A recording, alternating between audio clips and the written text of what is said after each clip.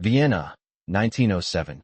Just as the imperial waltz echoed through Hofburg's marble halls and the chandeliers bathed the ballroom in golden light, Princess Orielle Tamsen slipped out through the side corridor, lifting her velvet hem above the polished floors. She had danced with dukes, bowed to archduchesses, and smiled through a dozen introductions. Her cheeks ached from pretending. Outside, the cold air bit her bare shoulders. She didn't care. She needed quiet, even if only for a minute. A voice, low and clipped, startled her from the shadows near the courtyard's frozen fountain. "I wouldn't go farther. The guards will think you're running." Orielle turned sharply. A man stood there, half in shadow, wearing an officer's greatcoat with the collar turned up. Not one of her father's men, no golden aiguillettes, no familiar face. "Who are you?" she asked, stepping back. Her fingers tightened around the fan at her side. "Konrad Hale," he said, "attached to the Hungarian delegation. I'm no threat. You're not supposed to be outside. Neither are you, Highness." She frowned. "I don't recall inviting commentary." "Then forgive me," Konrad said, and bowed slightly. "I was only trying to help." Orielle's eyes narrowed. His accent wasn't quite right, too American around the edges. His boots were regulation, polished to a mirror shine. His coat was spotless. But the way he stood, one foot slightly back, weight evenly balanced, that was a soldier's stance. Not a diplomat's. "You're not Hungarian." "No," he said. "But tonight I am." She was about to press further when footsteps echoed from the main hall. The ball was ending. She had to go back before anyone noticed her absence. Orielle hesitated. "You should leave. If my father finds you here." "I know," Konrad said. "I'll be gone before they finish the last waltz." She didn't know why she did it, but she left her fan on the stone ledge beside the fountain. When she returned to her chambers, it was gone. The next morning, the palace stirred with news. A duel had been challenged. Viscount Lenz, heir to a prominent Austrian family, had publicly accused a Hungarian envoy of dishonoring a lady. The name was not spoken aloud, but Orielle heard the whispers. She was the only unmarried royal woman who had slipped away during the ball. She stormed into her father's study, skirts swishing like thunderclouds. "I had no part in this," she snapped.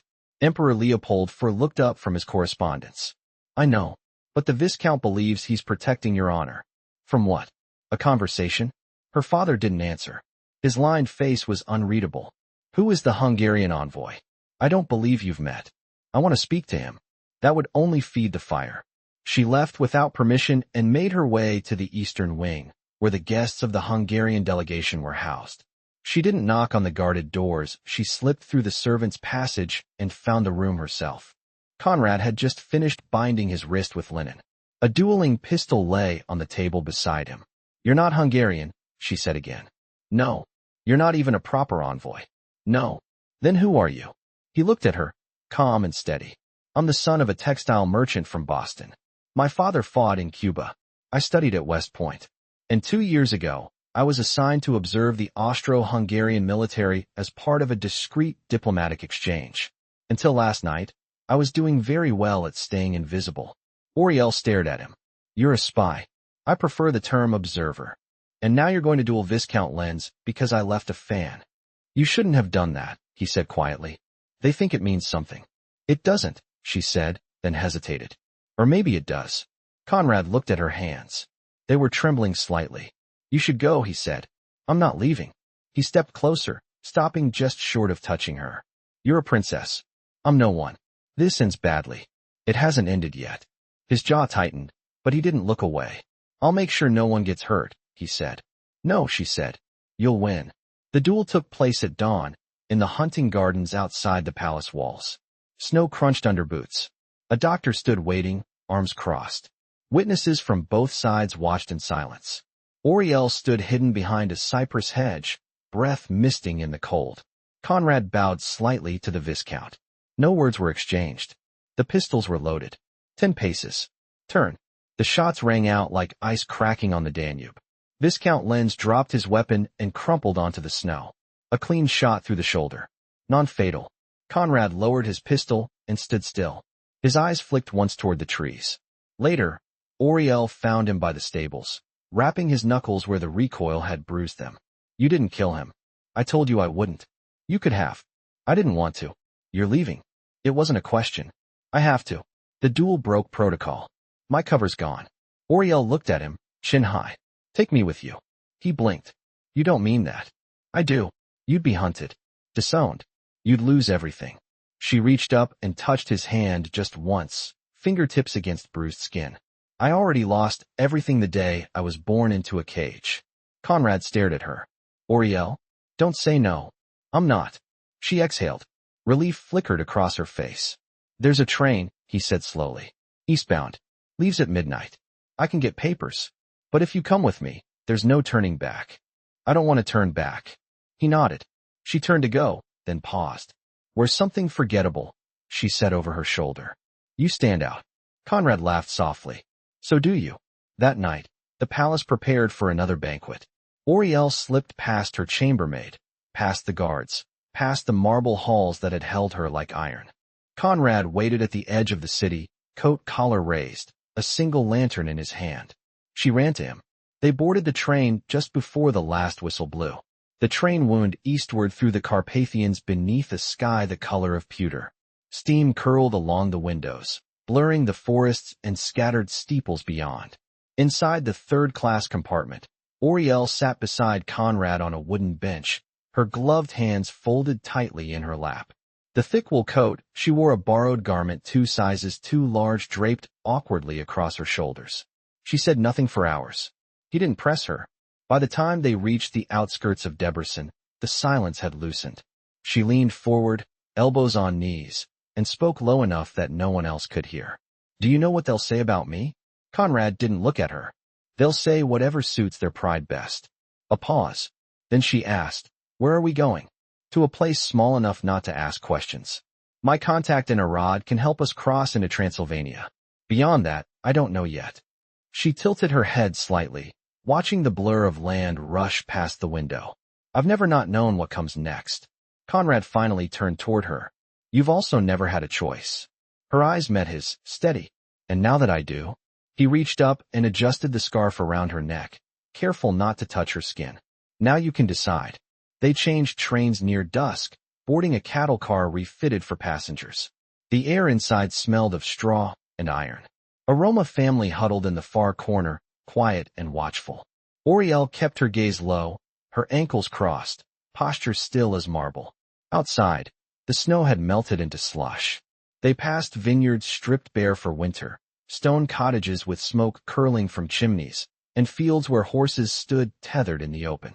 When the train paused at a small station, Konrad stepped down to barter with a vendor for bread and cured sausage. Orielle remained in the car, drawing her coat more tightly around her. One of the Roma women, older with silver streaks in her braid, offered her a strip of cloth to keep her hair back. Orielle accepted with a nod. She tied it without a word. Konrad returned with food wrapped in wax paper. They ate in silence, passing a canteen between them. Later that night, as the train shuddered forward again, Orielle sat curled at the edge of the bench, knees drawn up beneath her coat. I was meant to marry a Danish prince, she said quietly. Konrad didn't respond. He was polite, taller than me, wrote poems with too many adjectives. She glanced toward him. I lied when I said I didn't want to turn back. There was a moment before I stepped onto the train. I almost couldn't move. I thought about the garden outside my chamber, the ivory combs in my drawer, the perfume bottle shaped like a swan. Konrad's voice was low. And now, I don't miss any of it. The train rattled into the dark, and the compartment swayed with the rhythm of the tracks. Konrad leaned back, his eyes half closed. I wasn't supposed to speak to you, he said. You didn't. I tried. Orielle let her head tip against the wooden wall behind her. I think you wanted to be seen, she said. He didn't answer. Are we safe? She asked. For now. She folded her hands beneath her coat, fingers brushing the lined pocket where she had tucked a handkerchief stamped with the imperial seal. When we cross the border, she said, what will I be? He looked at her, eyes shadowed in the dim light. Whatever you choose to be. The train rolled on as snow began to fall again, fine as sifted flour. Neither of them spoke again until morning. The border crossing near Arad was nothing more than a sagging station house, flanked by frostbitten trees. A lantern swung from a rusted hook above the door, casting uneven light over the soldiers clustered beside a brazier. They barely glanced at the passengers trickling past mothers with wool-wrapped infants, laborers hauling crates, a man with a fiddle case tied shut with twine. Konrad kept his arm lightly around Orielle's shoulder, not as affection but as shield, folding her into the anonymity of the crowd. They stepped over the threshold without challenge. Beyond the checkpoint, the road sloped down into the valley. Orielle's boots sank into the mud with every step, but she said nothing. She hadn't spoken since dawn. Konrad led her toward a wagon waiting beneath a row of bare poplars. The driver, a man with a burn scar curling up his jaw, nodded once and flicked the reins. The cart creaked forward. They sat in the back on a bed of burlap sacks, the wind threading through the slats. Hours passed. Orielle's fingers reddened in the cold. "You never asked me what I did before the army," Konrad said, breaking the hush between them. She turned slightly, eyes catching the last light along the hills. "I assumed it was always your path." "It wasn't. I studied architecture, drafted bridges along the Connecticut River. My mother thought I'd be a city planner." "Why didn't you stay?" He hesitated. "There was a fire in Springfield. Textile mill. My brother was inside. I couldn't reach him in time." Orielle's breath caught, but she didn't interrupt. "After that, nothing felt steady enough to build on," he continued. "So I left." She reached for his hand without looking at him. Her gloves were gone, lost somewhere between cities. Her skin was cold. "My mother died when I was 12, she said quietly. "She wasn't meant to complications after a fever. She left behind a piano no one else touched. I used to sneak in and play when the house was asleep." "What did you play?" "Whatever I could remember from the court rehearsals. I wasn't allowed formal lessons. Too common. Too dangerous. My father said artists fall in love too easily." Konrad looked at her then, but she kept her gaze on the horizon. The wagon stopped just outside a village that clung to the hills like moss on stone. Smoke rose from squat chimneys. A church bell was ringing, slow and solemn. The driver gestured toward a low building with a red tile roof. "My cousin runs the mill house," he said. "She'll give you a place to stay." Inside, the air was thick with the scent of wood ash and boiled grain. A young woman answered the door, sleeves rolled to the elbow, hair pinned back with a carved shell comb. She recognized Konrad at once. "You're late," she said, wiping her hands on her apron. "Come in." Orielle stepped in behind him, scanning the small room, the worn table, the patched curtains, the kettle steaming gently in the hearth. "You'll sleep in the loft," the woman said. "I'll bring straw mattresses after supper."